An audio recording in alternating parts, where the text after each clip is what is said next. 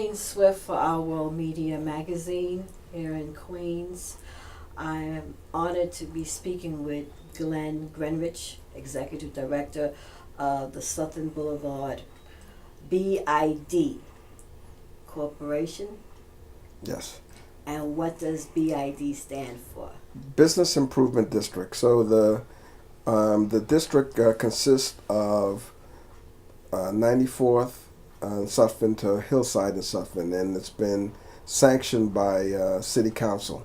So it's a business corridor that's been identified by City Council to be supported, and so my job is to promote, market, and to bring new businesses and new people into the district to help the businesses grow and expand. So you also have to work with the city council people and the board. City Council and all the other elected officials as well. I get involved with the state representatives as well as the federal in some cases. But anything that corresponds to this particular business corridor, I would initiate the programs that are available, funding programs that I would reach across to the state or federal as well as city grant process to get funding for projects. How long have you been in business? Well, this particular bid has been established since 2004, but I've been the executive director since last December. So, but my background is in accounting and computers. I have a dual major in that area, and I've supported small to medium-sized Fortune 1000 businesses as well in my business career. What has been one of your biggest challenges over the years being in business? I would say that my biggest challenge has been a personal adjustment to making sure that I am in alliance, in cooperation with the local elected officials. Prior to doing community work and working in community development, economic development, I was not aware of the importance of the local elected officials. I always voted, but I didn't get involved with the local politics. In 2009, when I myself and Isa Abdur Rahman established Farmers Boulevard Community Development Corporation, was my first exposure to the importance and the legacy. Well, not so much the legacy, but the importance of the local officials in any local non-for-profit. All these CDCs are which is a community development corporation, are put in place to support a local area, the localized area. And I don't have to tell you, but not-for-profits have been hurting and have been trying to do more with less. And over the years, they've been getting less and less and less. So they've been looking for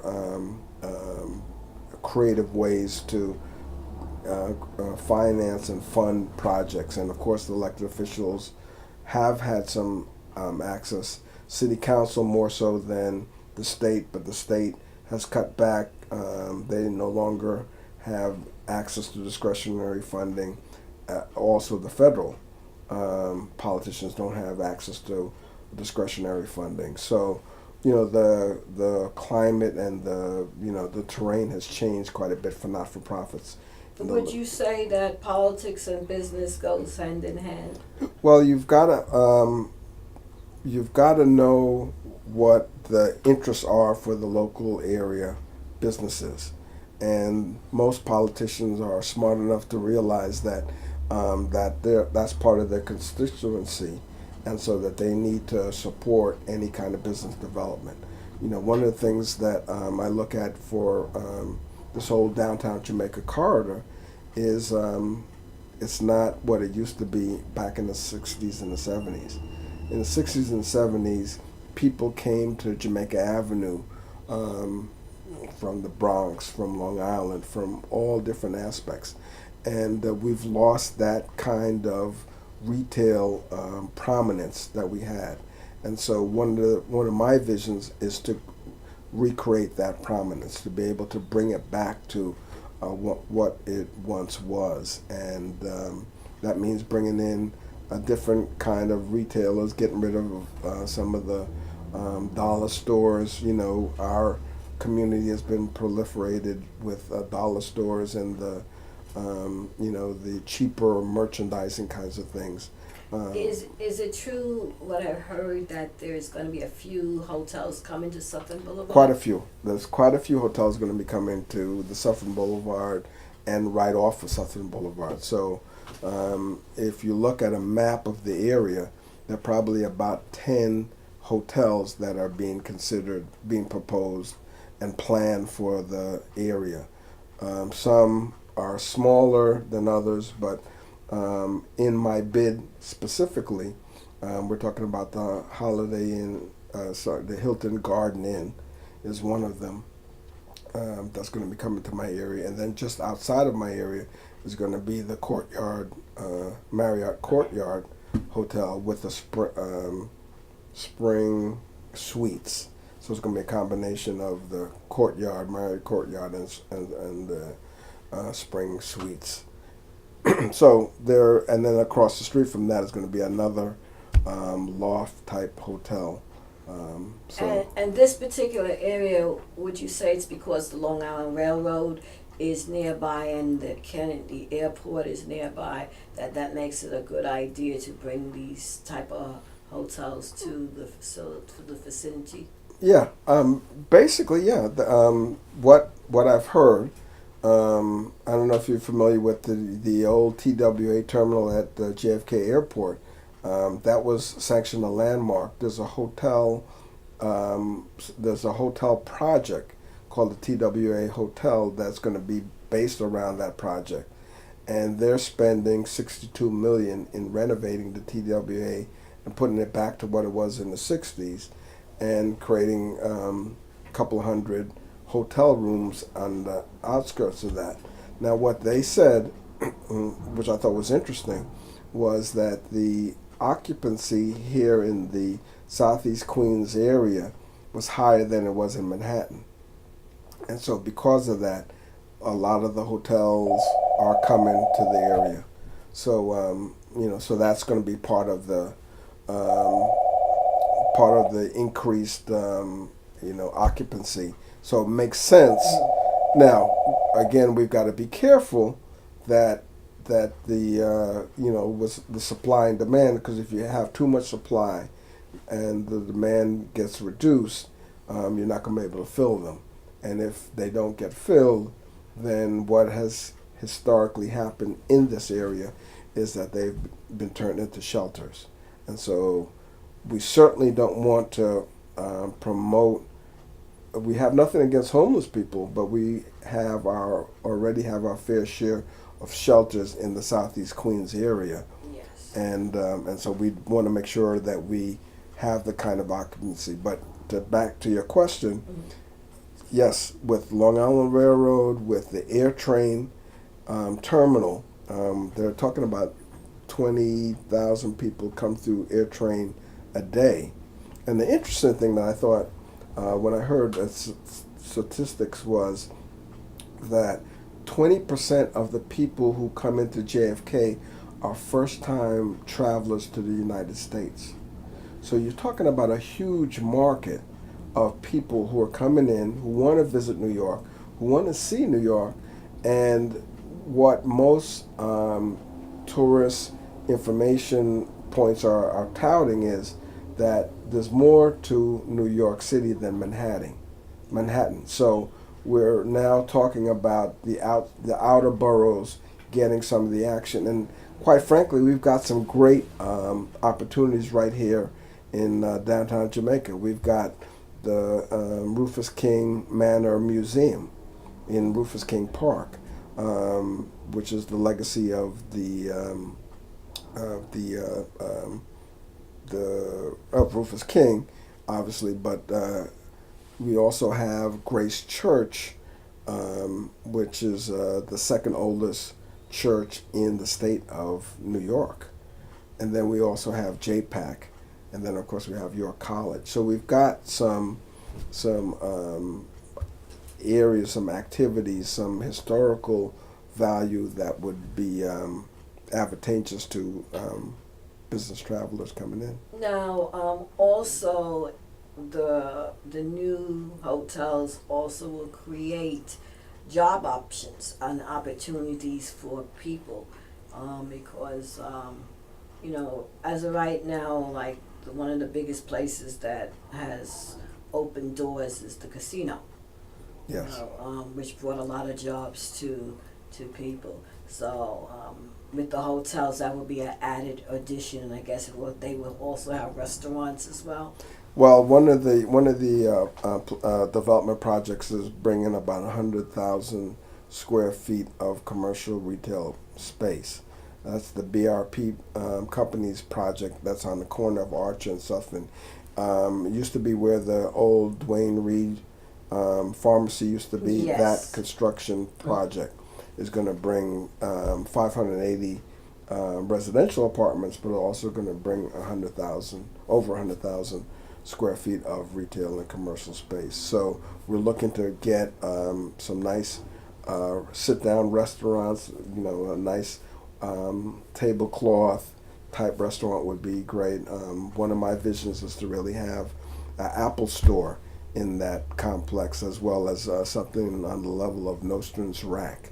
That kind of level of retail, and to bring back the Jamaica Avenue and this whole corridor, the downtown Jamaica corridor, back to what it used to be.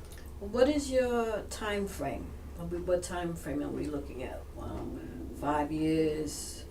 Yeah, I would 5 say years. the next 3 to 5 years, you're going to see that this area is going to be dramatically changing.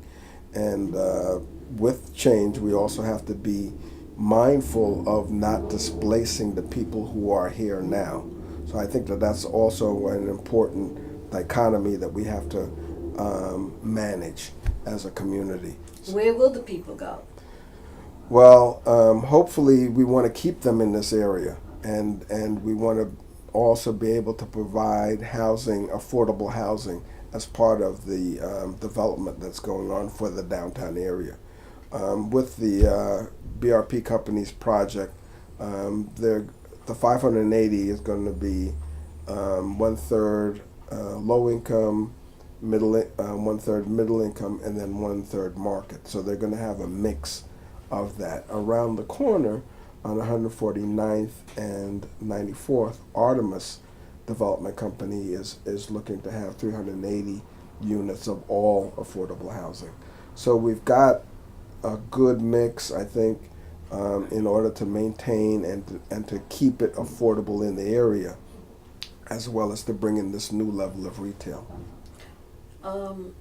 Something that being that I live over this way for many years, is with the community as far as the youth. We don't have like a community center.